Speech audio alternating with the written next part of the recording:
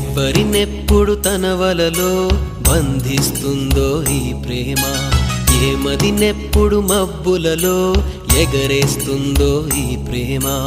అర్థం కాని పుస్తకమే అయినా గాని ఈ ప్రేమ జీవిత పరమార్థం తానే అనిపిస్తుంది ఈ ప్రేమ.